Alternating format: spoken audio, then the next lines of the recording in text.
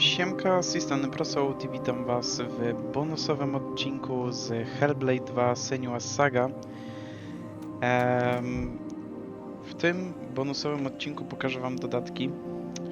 Miałem wam ich ostatecznie nie pokazywać, ale Damian stwierdził, że robiłem to zazwyczaj bez pytania, co po części ma rację, jakby nie patrzeć.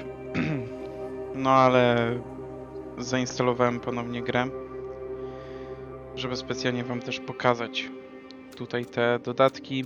Te dwa ostatnie dodatki, historie słupów runicznych, odblokowywują się jak zdobędziemy wszystkie słupy runiczne. No i historie Landisce Steinar odblokowywują się jak wszystkie te ukryte twarze ogarniemy. Tak więc zacznijmy sobie od materiału Senuy. Jeśli chodzi o dodatek Hellblade dotychczasowa historia, to wam tego nie pokażę, bo to mieliście w pierwszym odcinku, więc to jest bez sensu, a tutaj wiecie, będzie pokazane jak ta postać Senuy była tworzona w tej drugiej części. Tak więc zacznijmy sobie od filmu pod tytułem Psychoza Senuy. 23 minuty posrało. Senua finds a unique courage to keep pushing forwards on her quest, no matter what. She sees the world differently to those around her and faces challenges others would avoid. When driven so strongly by one powerful purpose, she will do anything to rid the world of the darkness. This is her life's mission, and she will not stop until she fulfills her quest. My name is Eddie, and I have lived with psychosis for most of my life. To me, psychosis means living in a different reality, a reality that isn't shared with other people. Often living with psychosis is dark and miserable. While experiencing psychosis, I've got to hear the voice of God, the opposite, seen and spoken with angels, and been to hell itself. Recovery college and peer support really did turn my life around. I thought I would never get better, and yet here I am.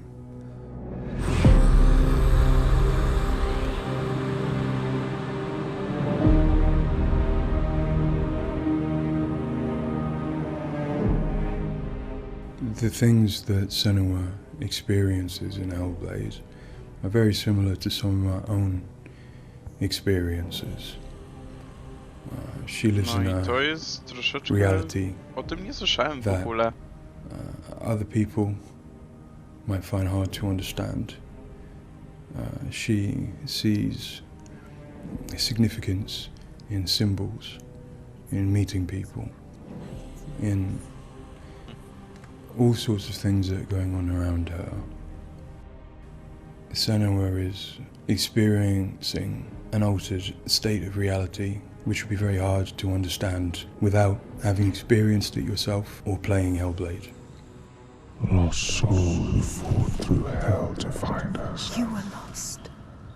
Not anymore. Are you ready for what you will find here? It's difficult saying that it's an illness, that it's not real. Of course to me, it is. And of course to Senua it is. And that's what's driving her to do these amazing feats of courage, to overcome pain and exhaustion, to do what she knows she must. All the fear. Everything I've seen. Everything I've Zdaniem ten done. bonus powinien obejrzeć To każdy this place. We've come so przed far. drugą częścią. Say it. You are ready. Naprawdę, bo tutaj praktycznie jest In wszystko Senua's wyjaśnione, Saga cały Hellblade II, przekaz. we tell the second part of the story of Senua, a Celtic warrior who, like Eddie, has experiences of psychosis. seeing the world in a unique way and existing in a reality unshared by others. At a surface level, this manifests for Senua in seeing things that others don't, hearing things that others don't, and having unique beliefs about the world. My name's Paul Fletcher. I'm a psychiatrist and a professor of neuroscience at the University of Cambridge, and I've been working with the Ninja Theory team on Hellblade and other projects for several years now. I am a clinical doctor, but have also added research and teaching to my role. And in all three areas, I'm especially interested in the human brain and how it strives to make sense of the world, which is complex and changing all the time. The lake, like a mirror. You can see the reflection. Senua, like many people, experiences psychosis. Now, psychosis is not a diagnosis, although it is associated with a number of medical and psychiatric conditions. But ultimately, it's a loose description of a shift in one's experience of reality. What are you doing? Screams of the dead. There's something here. They are not. I need to find out what it is. They are. A person with psychosis might experience changes in their perceptions and their beliefs. For example, they might see or hear things that other people can't. And they might come to believe things that are quite uncharacteristic for them. For example, they might feel that somebody, perhaps somebody even very close to them, is intent on trying to harm them. Now, it's very important to remember that this is not just a vague feeling or an imagination. To the person, it feels like their reality, just as everything around me feels like my reality to me. I, like many people, feel that in order to even begin to understand psychosis, we have to start with thinking about how the brain works in general, how it makes sense of the world around it. And when we do that, we're repeatedly confronted with evidence that actually it doesn't just rely on the evidence of our senses, but it actually relies on what it already knows, on its predictions, its anticipations, and its expectations. Your voices. Now, that might seem like a defect. After all, why would we want to rely on what we already know rather than what the world is telling us? But if we did act simply as passive receivers, we would be completely swamped. We'd be like a newborn infant trying to make sense of the colours and shapes without any way of having a framework to try and understand those colours and shapes. Our senses are bombarded with information from the world that's rapid, it's intensive, it is noisy, ambiguous, unreliable.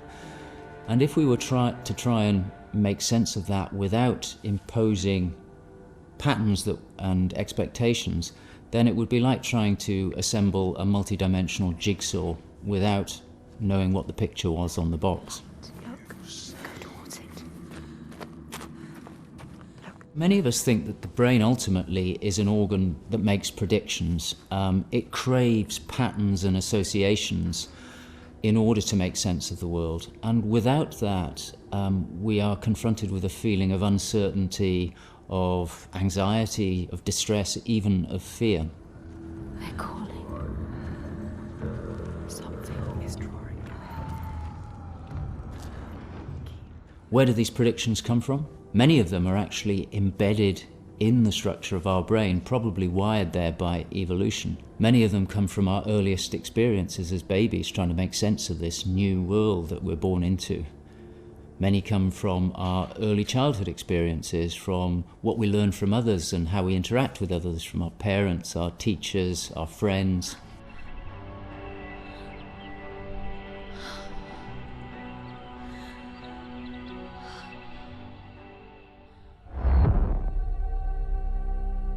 We all have a feeling that we're directly in contact with an objective reality, but it's probably the case that what we experience as our constructed model of the world is a blend of the evidence of our senses, but also what we are predicting or expecting from the world.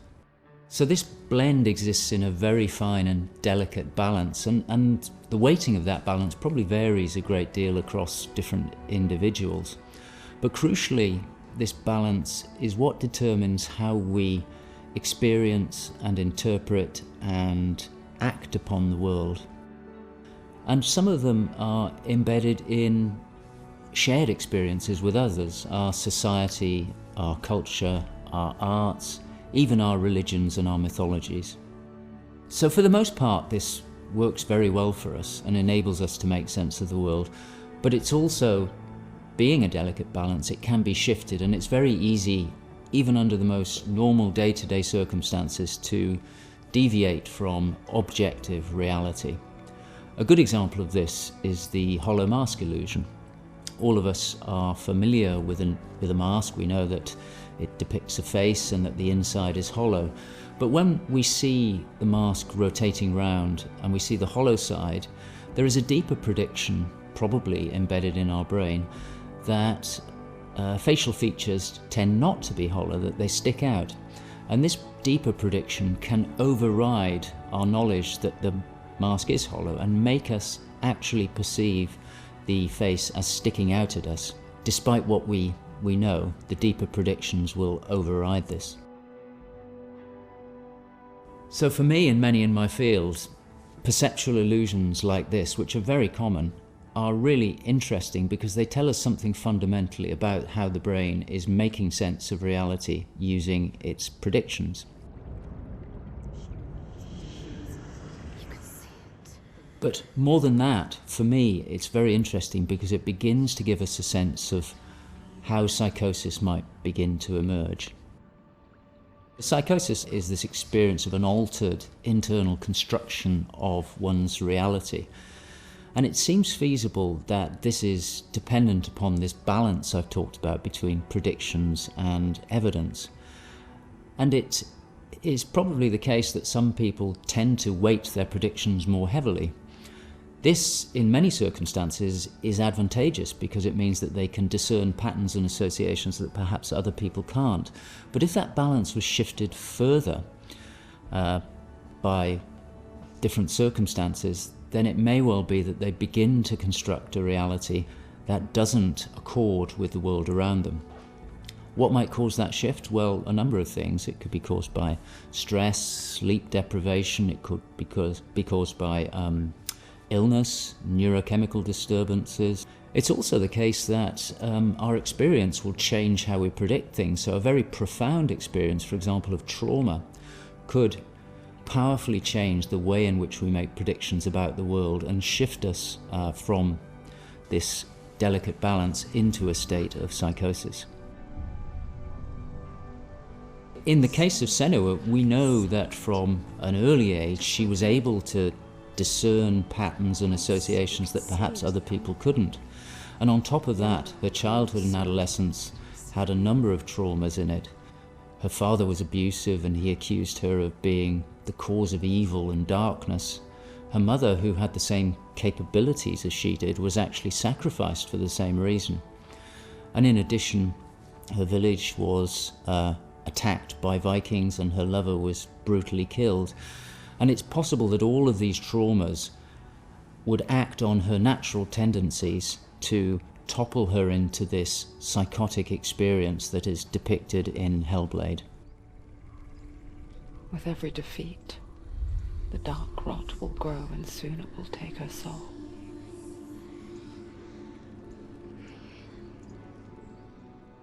In Hellblade's Senua's Sacrifice, we find Senua discovering and understanding her experiences. They're relatively new to her, and the pain and torment feels at its most acute.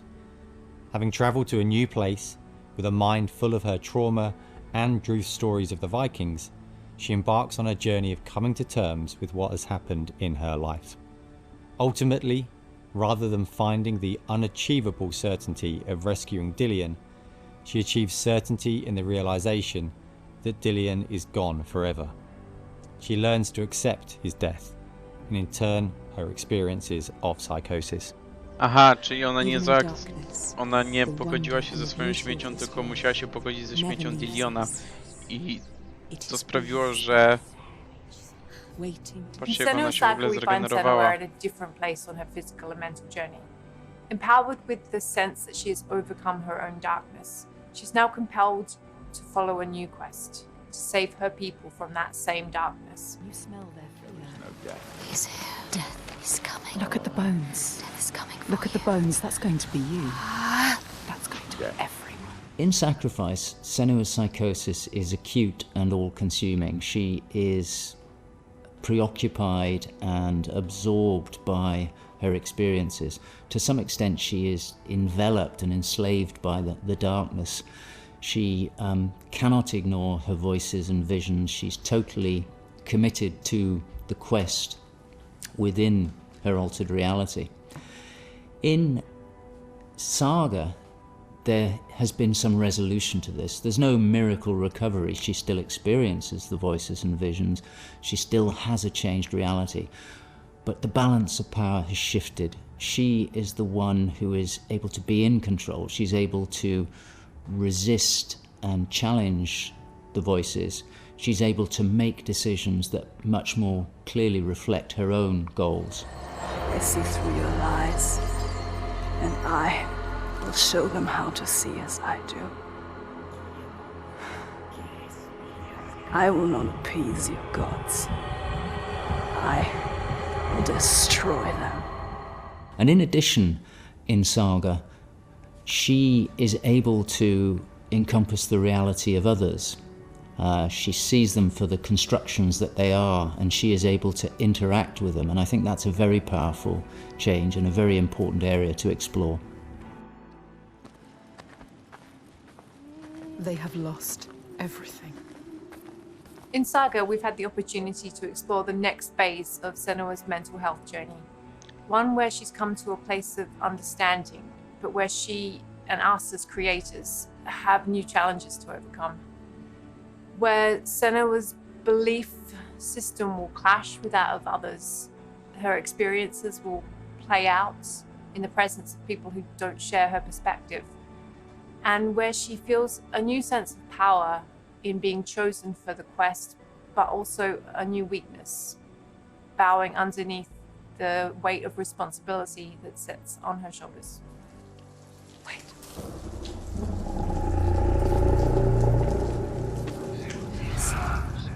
In Saga, we have once again utilized binaural audio to bring Senua's voices to life.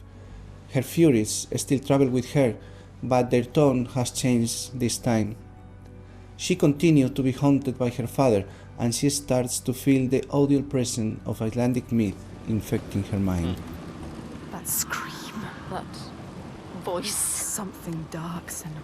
You need to go up there. Don't let them see you coming. You need to Mam find ochotę to out. przejść jeszcze raz. The monsters find Z tym you. trybem narratora. To hear the world as Senua does, we spend time with people with lived Znaczy, mi by to experiences of wszystko psychosis, rozjaśniło, ale boję and się, also że with Paul Fletcher. This za made parę a strong dni tak o basis tym of zapomnę what it is to wszystkim. hear voices, what they say, Jakbym, how they powiedzmy, sound, będzie how they wychodzić change or react to Hellblade external II. stimulus. And this paired with To all ja we i tak learned nie from będę the first pewnie nic game, pamiętać. Hellblade Senua Sacrifice, led us to Będę create musiał i Senua's tak own ograć sonic od version nowa. of reality. To me, it's a privilege to sit in a room to play our game, and as we progress, hear their comments, thoughts and suggestions. Each one provides a different perspective, and I find especially inspiring and humbling to hear from Eddie his own experiences. Especially, I find he has a way of putting very complex emotions, situations, in a very simple yet poetic way, and it's really inspiring for me when I'm thinking in Senua's journey. We use binaural audio to bring 3D space in the headphones. This allows to experience the voice hearing and other sounds with a physical sense. Also extremely important is the performance of the voices, and for that we have been collaborating with Helen and Abby, our Furies. They are the most prominent voices of Senua. Jezu, serio, to tak The wyglądało. way we perform is important as well, allowing for freedom, movement, creative input Ale from to Helen and trzeba Abby, mieć and also important to talent, have jak with co. them conversation and Wiecie, spend time jednocześnie talking about mówić, the journey of our chodzić i character. jeszcze skupiać się na tym, żeby było słychać z różnych stron te głosy. Coś There is a lot niesamowitego. of time gone into experimentation, so every sound in the game is connected in some way with the emotion that Senua is experiencing as she travels through Iceland, from the sounds of the nature to some of the musical moments. Oni serio pojechali na Islandię, żeby nagrać jeszcze te wszystkie głosy. Beyond of its uniqueness or Znaczy, not, I find that efekty for me, dźwiękowe. something extremely głosy, important is to przepraszam. create a connection Pomyliłem się. beyond the game. So in understanding Senua's own reality and going on a journey with her, I hope our players will understand better how people experience reality different, and in doing so, I feel we break those walls that keep us distant and lonely. My brothers used to come here to practice fighting. Sneak out. Follow them. For Saga, in order to bring Senua's experiences of hallucinations to life, it was very important for us to listen to people's real lived experiences. It was then a case of thinking about how Senua's world and reality might look when faced with these types of examples. This would have been impossible without Paul Fletcher and amazing people like Eddie and Kathy, who've been so open and honest about what they have been and do go through on a day-to-day basis. I think it takes real strength to be able to talk about such personal things to a new group of people. On the visual side, we have lent into things like repeating fractal geometry shapes, cymatic patterns, with lighting and post-processing changes to all help reflect the current feelings of Senua. And hopefully, when combined with the audio and gameplay, the player will get a sense of what we are aiming to achieve.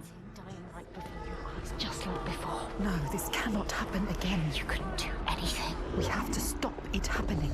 Face it. You need to face it. Focus. You need to look at it. In Sacrifice, we saw a story of Senua's suffering at the hands of her experiences. In Saga, we're telling a more nuanced story of the next step on her journey. One where she has found a greater balance, but where her experiences are just as strong. Where rather than being a victim to her experiences of psychosis, she is driven by them on a path that only she sees. Bringing sin with you. The gods cannot be killed.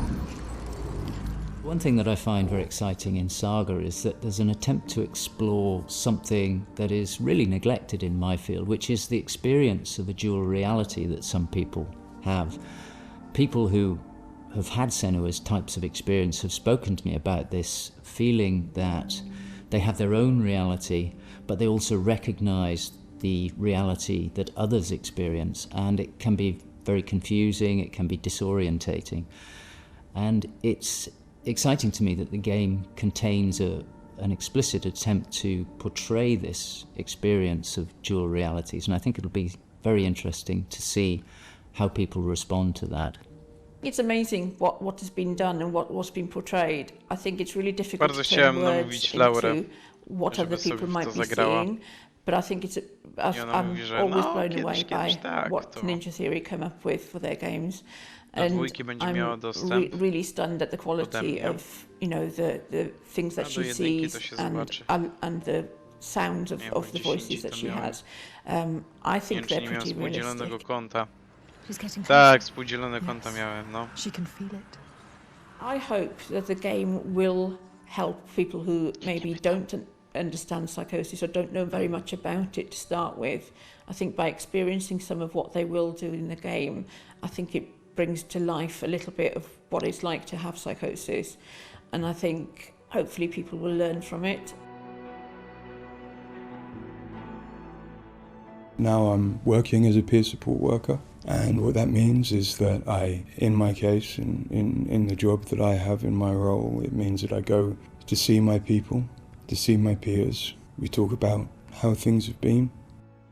The way that Hellblade has captured the experience of psychosis is nothing like I've ever seen before in terms of its realism, in terms of its fairness to people like me.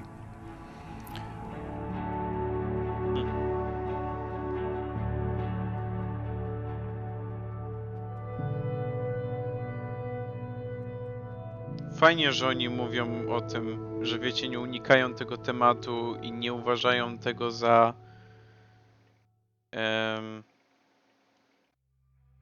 wiecie, o, wymyślimy sobie jakąś postać z psychozą, to będzie fajne.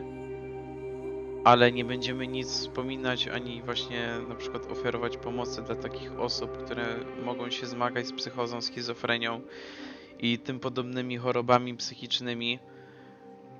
Naprawdę fajnie. Szanuję Ninja Theory. Bardzo.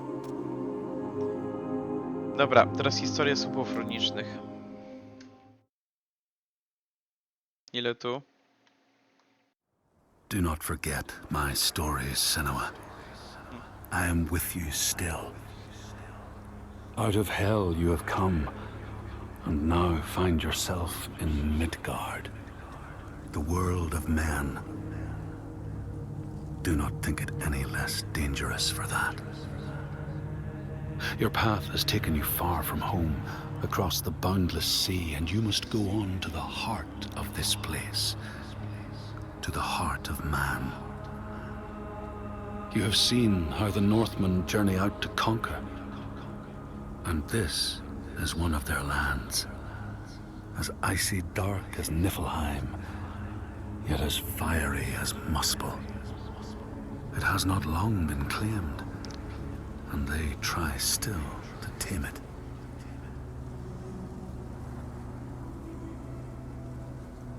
The Skald's verse speaks of a man called Grettir the Strong. A strange and bloody life he led. And it happened in this land you have come to. Listen to his story, Senua, for it may in some small way illuminate your own.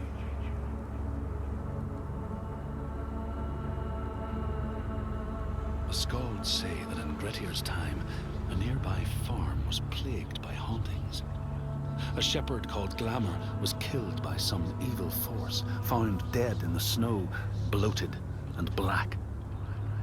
His body could not be taken to burial, because he was held fast to the ground. So it was left. 3 days after his death, the body was missing.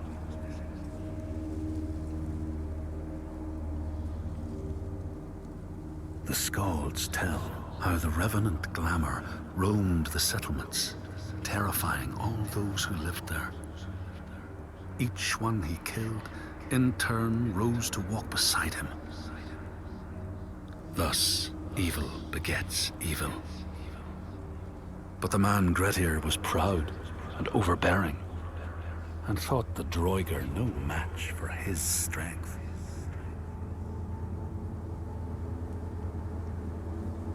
The Skalds say that Grettir fought and killed the Droiger Glamour, but not before Glamour had cursed him. His strength would be turned against him, his deeds bring death and exile, and he would be always before Grettir's eyes, making him afraid to be alone. He saw all sorts of phantoms wherever he looked, and thus people who see things that aren't there are said to have Glamour's eyes.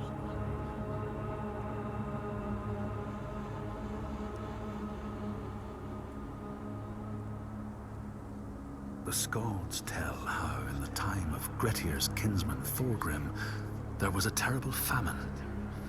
No crops could be grown, and the fish fled the nets. It lasted years, and the people were desperate. There was no respite even in spring, since terrible gales from the north would rise up and set in for weeks. This is a cold and unforgiving land, Senua.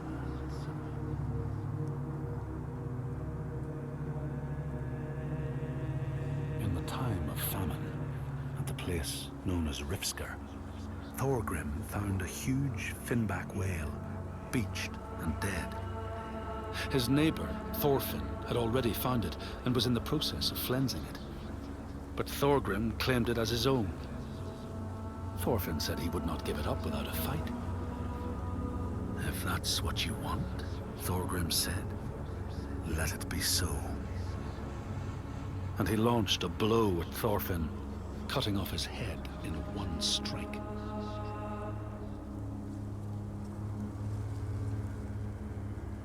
The Skalds say that the neighbours fought, armed only with the knives and axes they had brought to cut up the whale, even picking out the whale ribs to beat down their enemies.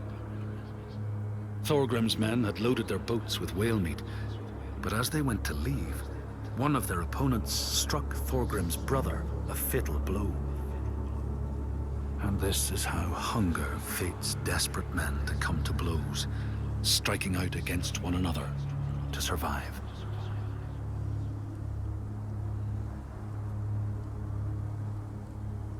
The Skalds speak of the time Grettir, traveling with some others, ran into rough weather and docked their boat on an island.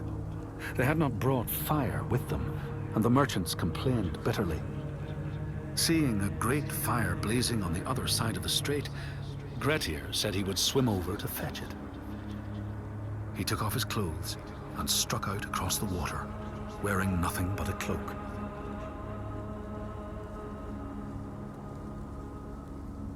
When Grettir came to the farm where the fire was burning, all was peaceful.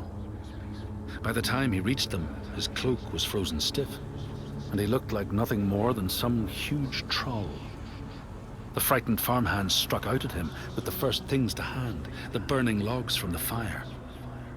Grettir fought them off and got the fire he sought. But the sparks from the logs spread fire all over the house, and nobody survived the blaze.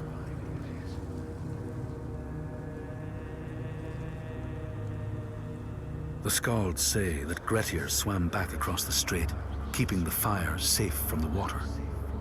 His friends applauded Grettir's bravery, but when word spread about the massacre at the farm, people took against Grettir. Nobody wanted anything to do with him, and when the news reached the Althing in the summer, Grettir was pronounced an outlaw. All doors would hence be shut to him.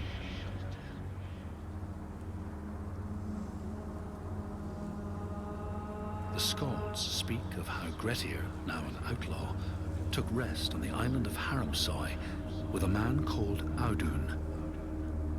Grettir saw a great yellow glow like a fire rising from the ground. Audun told him it was coming from the burial mound of Kar the Old, who ever since he died had haunted the island, and warned him to stay away.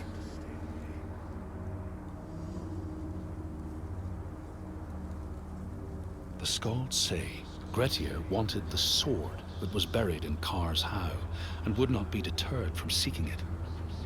He broke the mound open and started digging until he reached the timber props. By this time it was night. Audun warned him again not to continue, but Grettir threw down a rope and went inside the mound. No light penetrated it, and it reeked of death. But he persisted in exploring.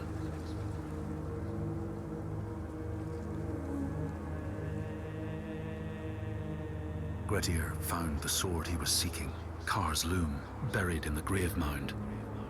He went to leave, but before he could reach the rope, something grabbed him from behind, and Grettir realized the mound dweller would not let his treasure go. The two fought ferociously until Grettir got the advantage and chopped off the revenant's head.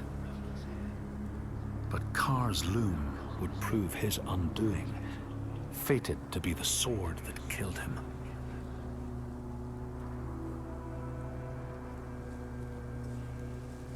The Skald's verse tells how Grettir made many enemies with his proud and overbearing nature. Always quick to anger, his strength and fighting prowess meant that even the most trivial of quarrels met a fatal end. The kinsmen of those he killed or maimed were angry, and because he was an outlaw, no one was allowed to help him.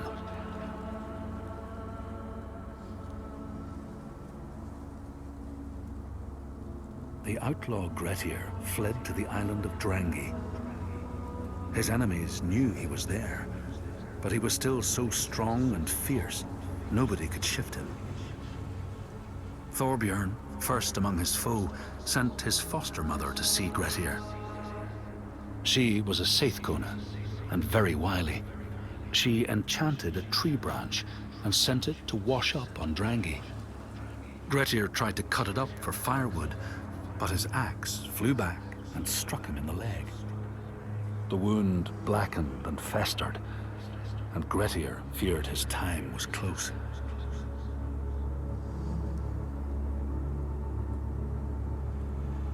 The Skalds say Grettir, wounded by Sæther, was now so weak it was possible for his enemies to defeat him. Under cover of night, Thorbjorn and his men attacked his shelter.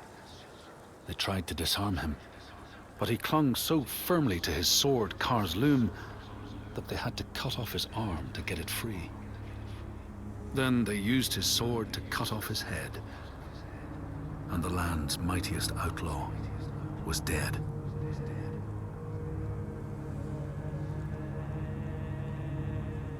As the Droiger glamour had predicted, all Grettir's brave and fine deeds brought him misery. So fate makes prisoners of us all. But it was Grettir's nature that made him fight the Droiger, and Grettir's nature that led to blood feud and exile. So what is truly our prison, Senua? Is our path ordained, and we powerless to change it? Or do we blame uncertain powers for what we ourselves ordain?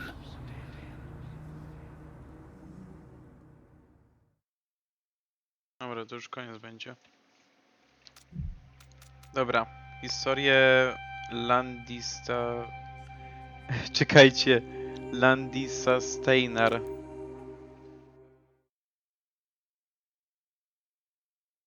In all the places of the earth, they know that the gods and spirits affect man's path. All the misfortune that befalls man lies at their feet. If you have eyes to see, you see their presence and their power. Keep your eyes open, traveler, and you might see their faces. Here, they once said that Loki lies imprisoned in a cave, trapped by his enemies, who set a serpent above to drip venom on his face. His wife, Sigyn, sits beside to catch the venom in a bowl, but when she must leave to empty it, the poison falls unabated. His pain is so great that he thrashes and writhes. And here above, we see the earth shake and break apart. Across the sea, they know that the earth is carried in the arms of a giant. When he is vexed or injured, he may not carry his burden so gently, and the world will feel his anger and pain. In a land far away, they say the winds are trapped inside the earth. They try always to make their escape, and they buffet and beat on the walls of their prison, causing the earth to quiver. And when they break through, they make their escape. They explode out in fury. In the lands of your birth, people live hidden too, in the hills and stones. They may be the remnants of a godly race who lost a war with giants and, finding the world changed, retreated into silence. But you still see their carvings and circles from the time when they walked among men.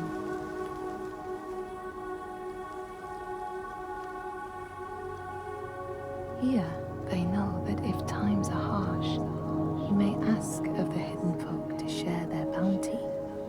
And if you are strong and wise and good, they may hear your plea and send you aid. But if you are not, or if you do not respect the strictures they lay down, you might have your strife doubled.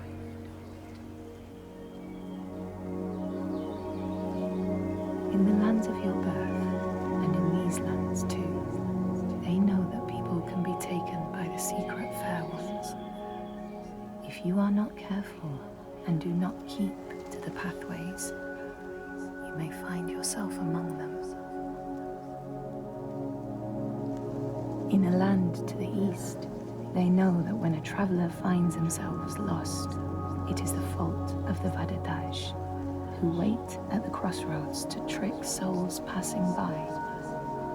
The only remedy is to let your horse lead you home, because beasts have no souls. But if you have no horse, your soul is lost forever.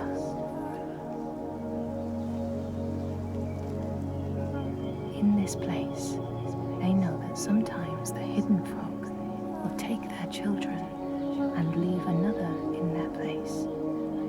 These children may look the same as their own, but will be dazed and far away, or ill-tempered.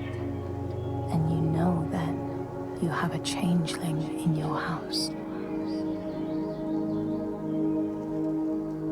In this land, when people cannot raise their children, they will leave them in a sacred place for the hidden folk to take and care for. Sometimes these children come back, but it is said that they are changed, with a wildness in their eyes, and their parents do not want them.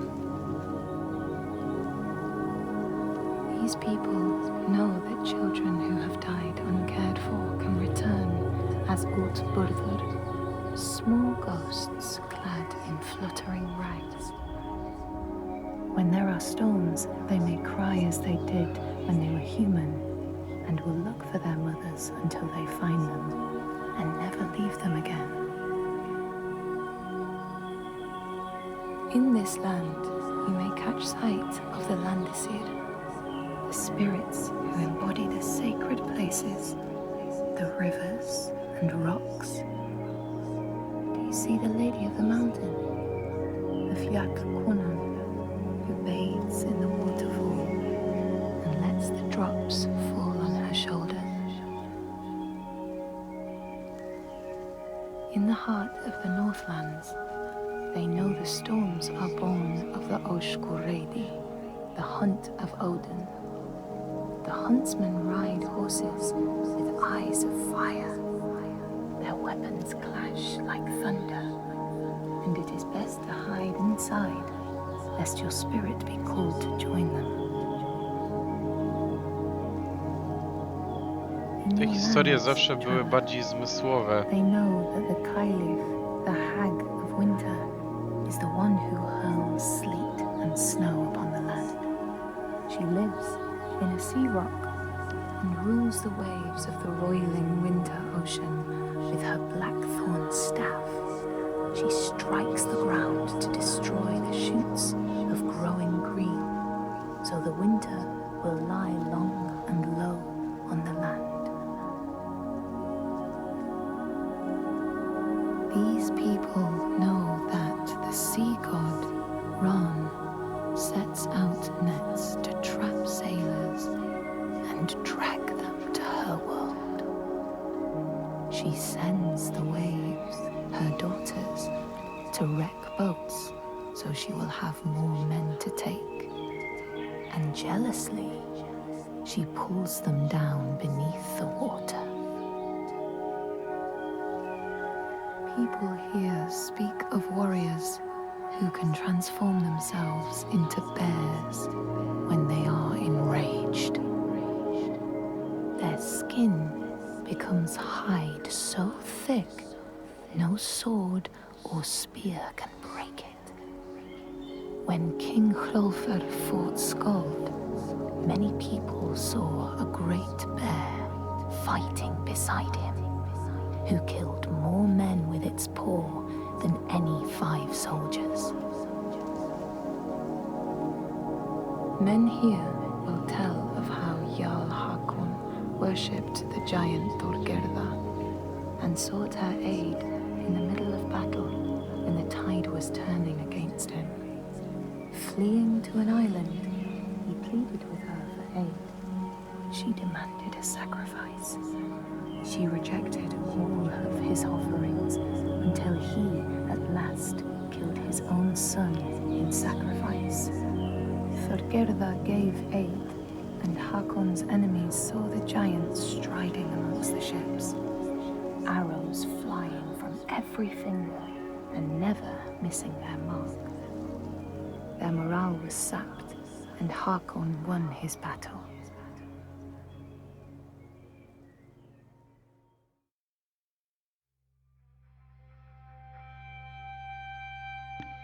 Okej. Tutaj te były bardziej właśnie zmysłowe, takie bardziej przyjemne, fantastyczne, a tamte były bardziej takie mroczne, pokazujące też mitologię islandzką.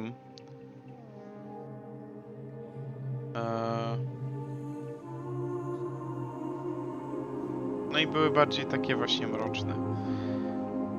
Ale i tak, nie, powiem wam szczerze, że wszystkie te materiały dodatkowe mi się podobały, co jak co. Tak więc tutaj propsy dla twórców, że zrobili też taki dokument z tą psychozą, bo on był chyba najlepszy moim zdaniem. Można było się dużo dowiedzieć, co mieli na przykład twórcy na myśli, robiąc pewne jakieś sceny, na przykład o tym, że mieli jakiegoś typa ze schizofrenią i on im pomógł tworzyć te wszystkie psychotyczne sceny. To jest naprawdę coś niesamowitego, że aż tak się o to postarali i w sumie to są dwie osoby łącznie, bo tam jeszcze jakaś baba była starsza. Tak więc no, jestem pod wrażeniem. Warto było zobaczyć te bonusy, mam nadzieję też, że wam się spodobały. Tak więc na razie i cześć, do zobaczenia w następnych bonusowych odcinkach na moim kanale. Na razie i cześć.